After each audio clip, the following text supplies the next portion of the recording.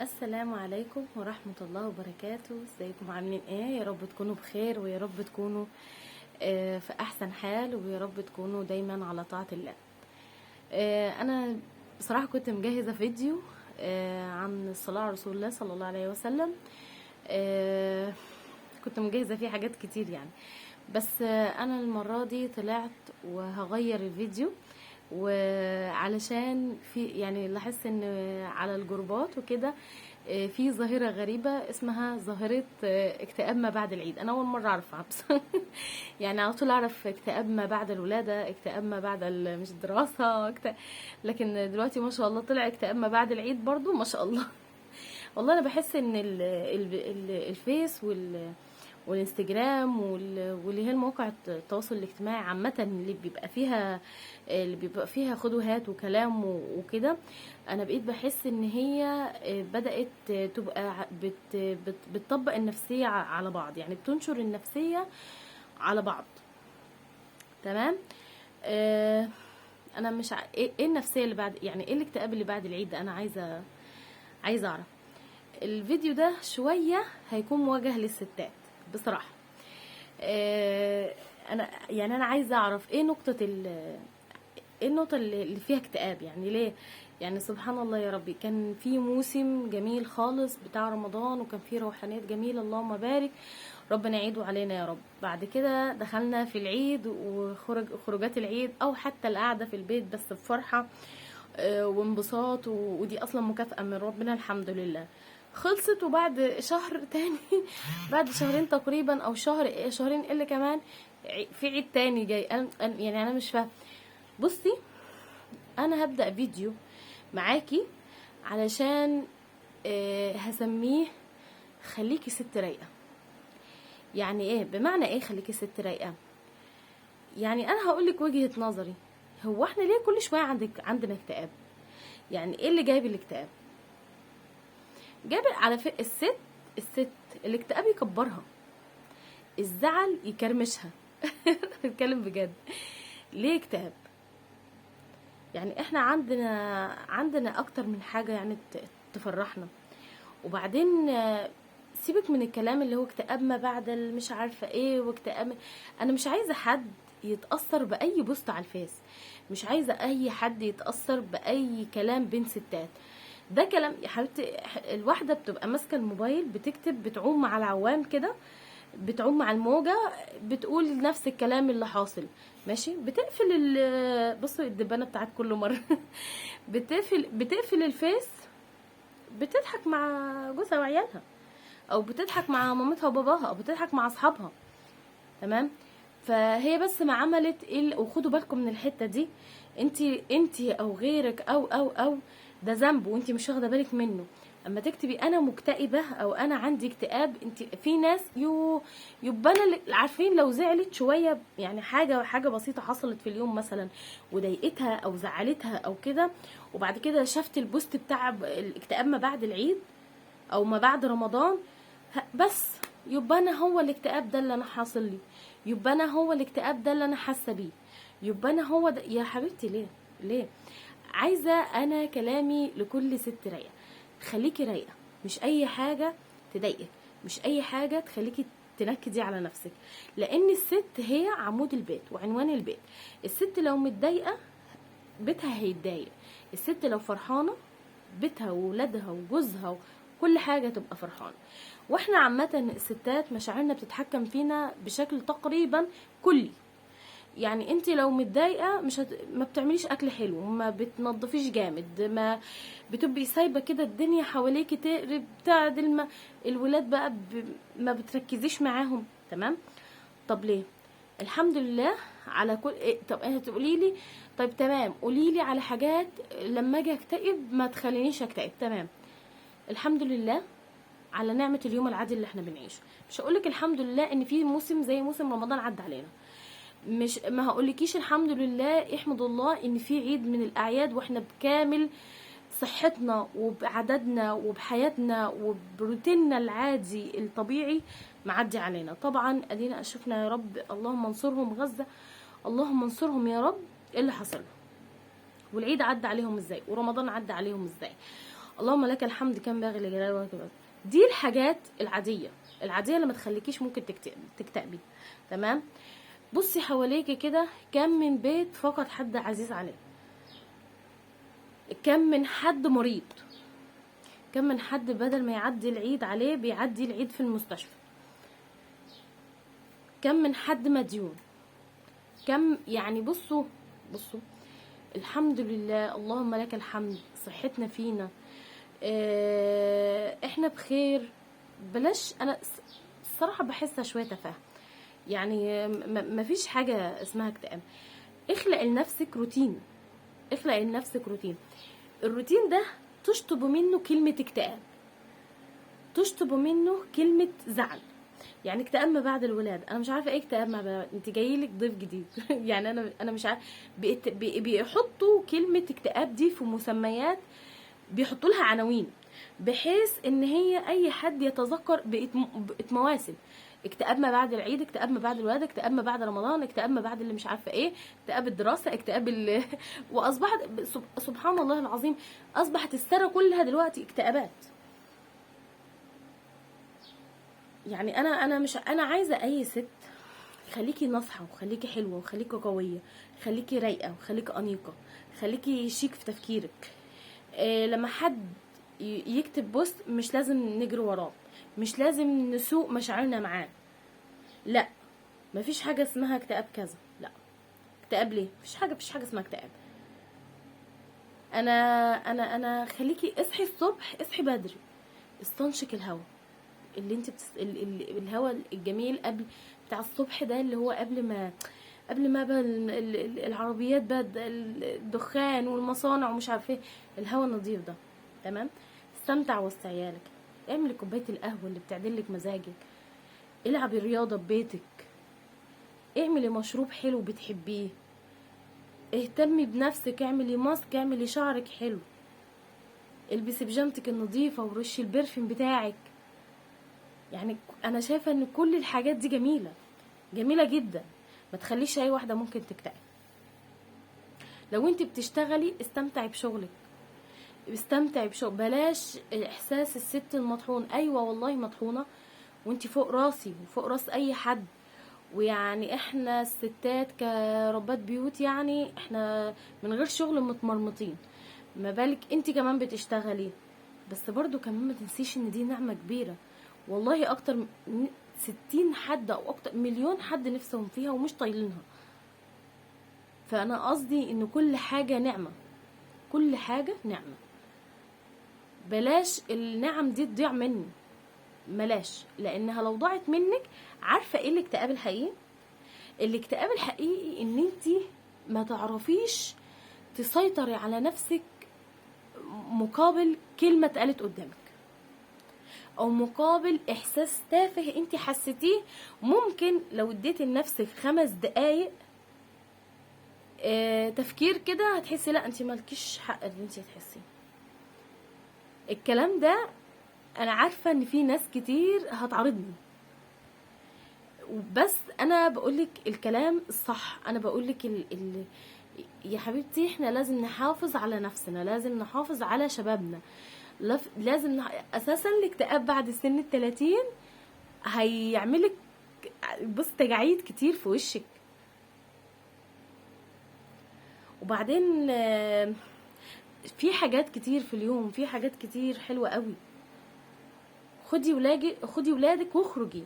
ما عندكيش ولاد، اخرجي تمشي في الشارع، روحي بيهم اي جنينه. معيش فلوس، روحي بيهم اي جنينه حكوميه، خليهم يلعبوا حواليكي وانتي استنشقي الهوا،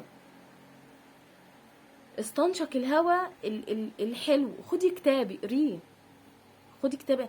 انا قلت انا من اول فيديو قايله انا الفيديو ده مش فيديو ديني قد ما هو يعني اجتماعي او مش اجتماعي. بيحل حاجه انا شفتها ومش راضيه عنها. بس ده طبعا ما ينفيش ان احنا عندنا حاجات كتير في الدين تمنعنا من الاكتئاب. صلى على النبي، اللهم صل وسلم وبارك على سيدنا محمد وعلى آله وصحبه وسلم أجمعين. ده الصلاة على النبي بتزيل الهم وبتفرج الكرب. يعني احنا عندنا والله العظيم انا بحس ان احنا عندنا في الدين ربنا مش سايبنا، حرفيا مش سايبنا. اي احساس ممكن يجيلك انت في ذكر ممكن بتشيل الاحساس ده بيه. يعني انا اعرف واحده، والله اعرفها معرفه شخصيه، يعني اعرف واحده كانت هي متجوزه وعلاقتهم حلوه هي وجوزها وكده، وبس فجاه اتخانقوا، وهي طبعا زعلت راحت بيت باباها، وهو قعد، وكانت الموضوع كبر شويه، حتى ولادها ما رضيتش تاخدهم، وقعدت يعني في بيت باباها وكده. سبحان الله، هي الست دي متعلقة جدا بولادها جدا جدا، وببيتها وبجوزها وبحياتها. فبس كان عندها سكينة مش طبيعية، كان عندها راحة مش طبيعية، تحس كده اللي هو كل حاجة بترميها ورا ظهرها. المهم رحت لها وقعدت معاها شوية على اساس ان انا عارفة قد ايه هي متعلقة بحياتها، فعشان يعني اقويها، يعني اقول لها، يعني اهديها، اقول لها خليكي قويه وارجعي وفكري بعقلانيه والكلام ده كله. لقيت عندها طمأنينيه فظيعه، وبتكلمني بهدوء رهيب، على عكس كل مره كان ممكن الاقيها مثلا متضايقه من موضوع ما. يعني هي دمعتها قريبه شويه ويعني قلوقه طبعها. المرة دي انا استغربت، يعني هي جايبة الهدوء والراحة دي ازاي، مش عارفة، مع ان الموضوع كبر يعني ووصل الى حد ما الطلاق. وطبعا في الحاجات دي احنا عارفين ان ما بين ده بيوصل كلام وده بيوصل كلام وده بيوصل كلام وكده. المهم عرفت ان هي من اول يوم زعلت فيه وهي مواظبة على سورة البقرة كل يوم، والحوقلة 10,000 مرة. وفي الوقت اللي هي مش عارفة تمسك فيه المسبحة وسورة البقرة ان هي تقرأ فيه قرآن، كانت بتصلي على النبي، اللي هو الذكر المطلق اللي انا بقولك عليه. بصوا معداش 15 يوم، مع ان الموضوع كان كبير، حرفيا الموضوع كان كبير، وكان داخل في سكة طلاق بقى وكده يعني. فجأة لقينا جوزها راح وجايب ورد وجايب حاجات معاه شوكولاتات وكده، وراح اعتذر لها واعتذر لأهلها. والموضوع عايزة اقولك يعني ان هو الموضوع كله استغرابه في ان، يعني عارفة اللي هو من كام ساعة حد موصل لها ان لا خلاص مصممين على الطلاق وتمام وكده، وبعدين تلاقي الباب بيخبط في كده، يعني في ثانيات، يعني في ساعة. وهي اتكلمت بكل عقل وتفاهموا ورجعوا بيتهم صافيين وكأن مفيش حاجة حصلت. ببركة ايه التجأت لله، ما التجأتش لحد.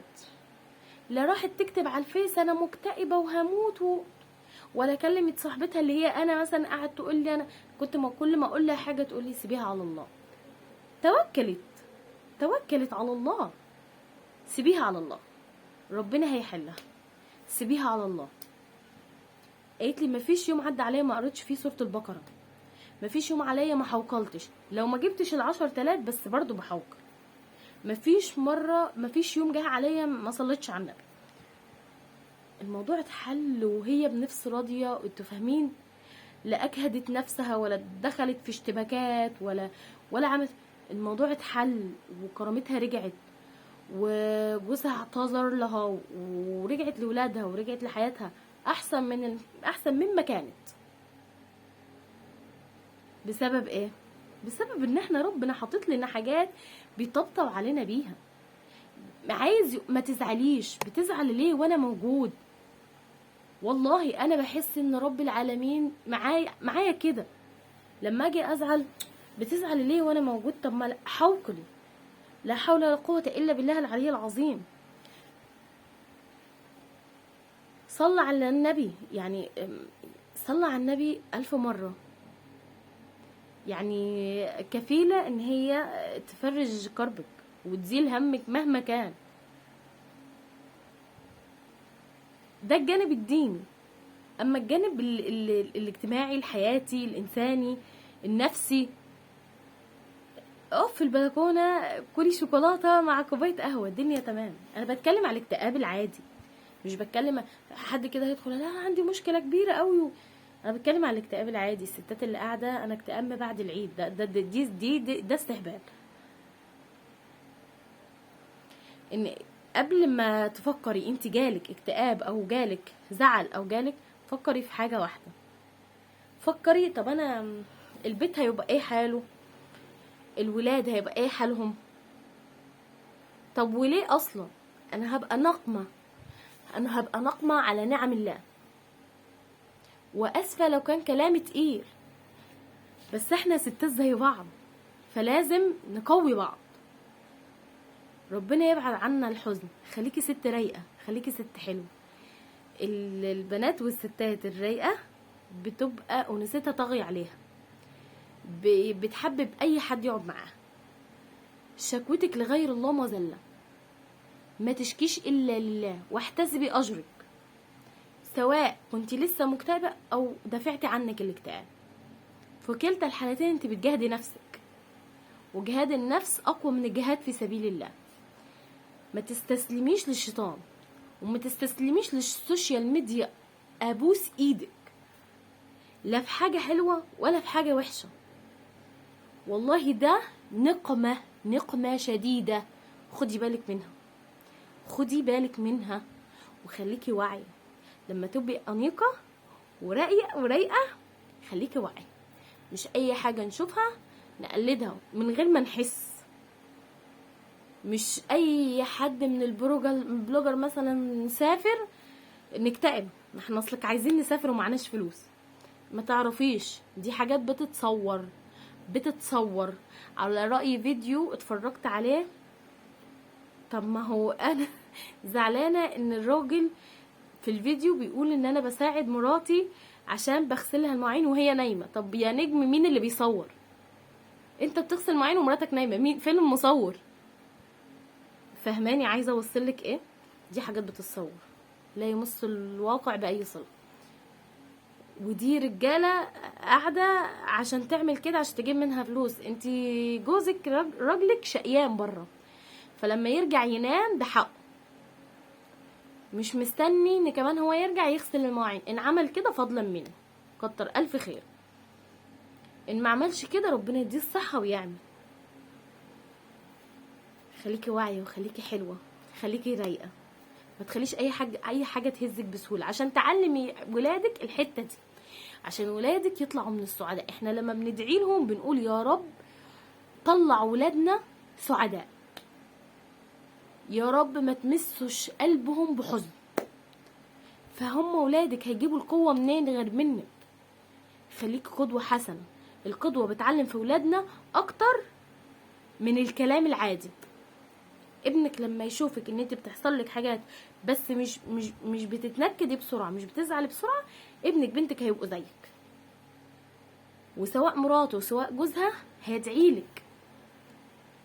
ازرعي في بيتك كده، ازرع في ولادك كده، خلي بيتك جنه، خلي بيتك مصدر سعاده مش مصدر اكتئاب وزعل. خلي بيتك دايما مفرفش. لو زعلتي حقك، بس خلي رضاكي سهل. خليكي بشوكولاتايه بتتراضي، خليكي بكوبايه قهوه بتعدل مزاجنا. زي ما بقولك اعملي حاجه حلوه وكافئي نفسك، بس بلاش الافوره في المكافاه. مش قادره خدي ولادك وتمشي، خدي ولادك روحي حديقه، خدي ولادك روحي كافيه اشربي شاي وهما بيلعبوا حواليكي. ربنا يخليكي يا رب، ويخلي كل واحده ولادها، ويخليها ام صالحه وانا والله العظيم يعني انا الموضوع ده جه في دماغي علشان انا بحاول من خلال القناه اني انا بشاور لكم على حاجات انتوا ممكن ما تاخدوش بالكم منها، ممكن مش شايفينها، فانا بظهرها لكم عشان بس لما تشوفي حاجه زي كده تبقي واعيه. وعايزاكي حاجه شعار كده تحطيه لنفسك قبل ما تيجي تزعلي. قولي لنفسك انا ست رايقه، قوليها 10 مرات. انا ست رايقه، انا ست رايقه، انا ست رايقه. 10 مرات. اعملي تمارين النفس، عارفاه؟ خدي نفس كده، عدي 1 2 3 4 5 6 7 8 9 10. خديه نزليه كده. الحمد لله الحمد لله الحمد لله الحمد لله الحمد لله الحمد لله. اعمليه كل ما تيجي تتضايقي، هتحسي نفسك حسيتي براحه وغيرت مود. طبعا كنت تبقي عامله كوبايه النسكافيه بتاعتك، الكابتشينو، القهوه، الحاجات اللي انت بتحبيها، مع بسكوته، مع شوكولاتايه، مع ايس كريمايه، الدنيا هتتغير معاكي خالص. دمتم مبسوطين ودمتم رايقين، ويا رب يملى بيوت المسلمين كلها بالهنا والفرحه والسعاده. يا رب دايما يجعل كل ام صالحه لولادها طلعهم صالحين، وبيوت المسلمين كلها ما تدخلهاش الحزن بسهوله. يبعد عنا الحزن ويحفظ ولادنا ويحفظنا ويدوم علينا النعم ويغفر زلاتنا، ان احنا في نعم في حياتنا واحنا غافلين عنها. ربنا يديمها علينا نعمة ويحفظها من الزوال يا رب. وكده الفيديو يكون خلص، يا رب تكونوا استفدتوا. والله العظيم انا لو على الكلام عايزه اقولكم كلام كتير خالص، بس مش عايزه الفيديو يكبر عليكم. اللهم صل وسلم وبارك على سيدنا محمد وعلى آله وصحبه وسلم أجمعين. السلام عليكم ورحمة الله وبركاته.